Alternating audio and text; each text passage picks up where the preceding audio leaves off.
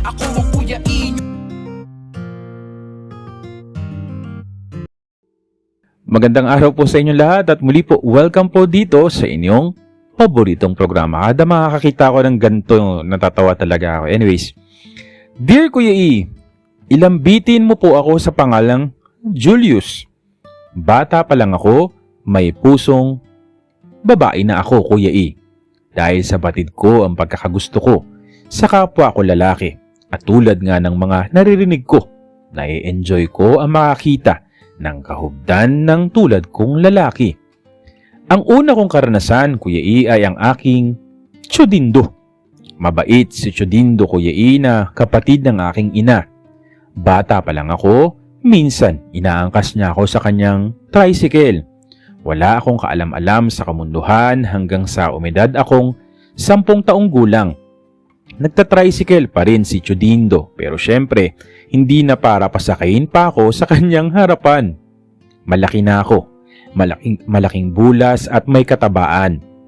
Mabait pa rin si tiyodindo na noon ay may asawa na at 2 taong gulang na anak.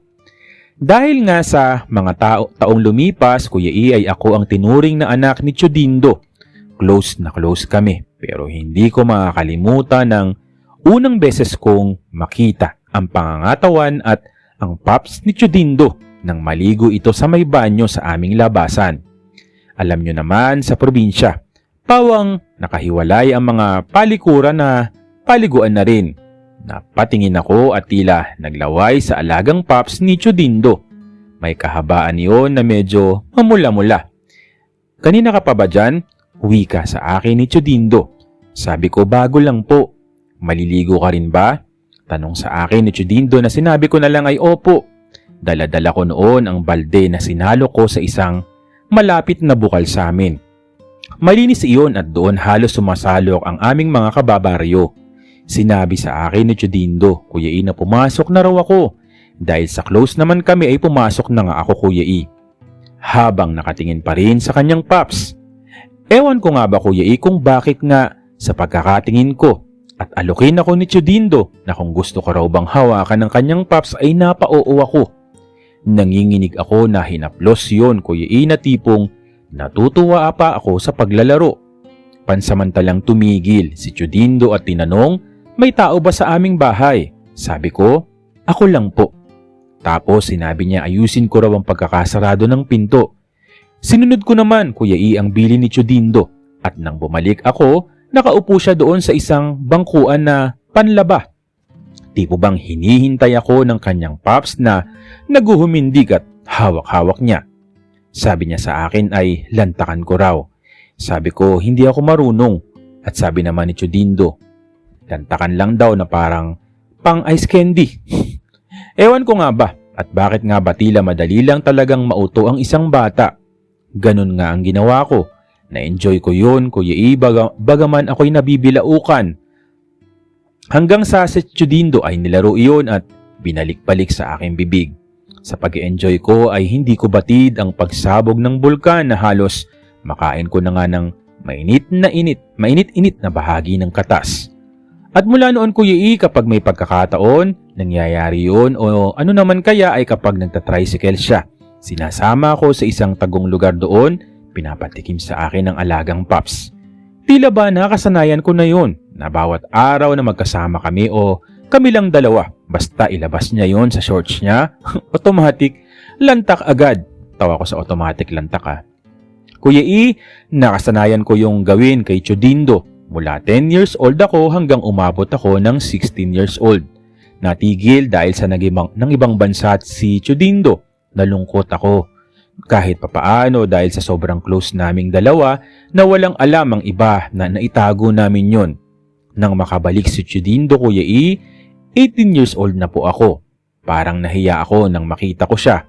Marami siyang pasalubong sa akin at kahit na simula ay may hiya, sa gitna ng palayan, Kuya E, ay muli kong nalasap, nalantakan ang kanyang paps.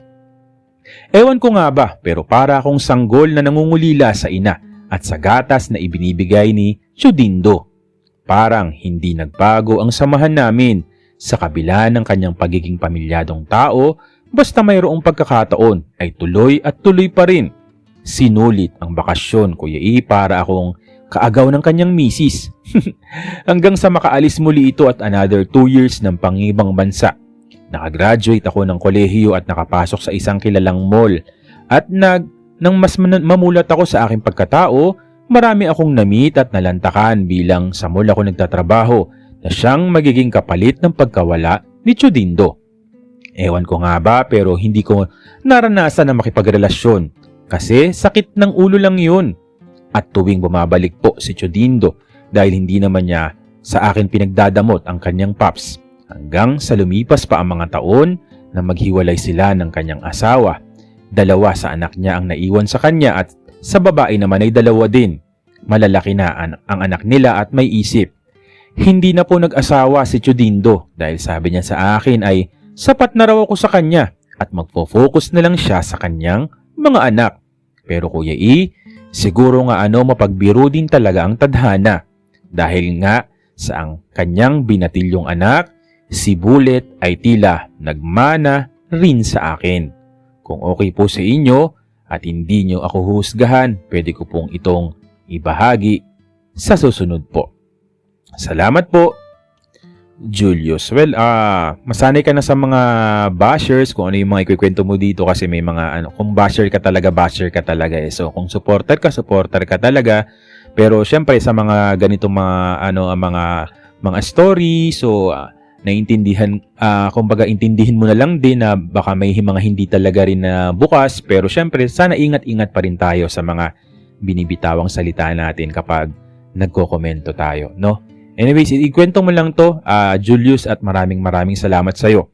At maraming salamat din po sa lahat ng patuloy na sumusubaybay, sumusuporta dito po sa inyong paboritong programa. Maraming salamat po sa inyong lahat.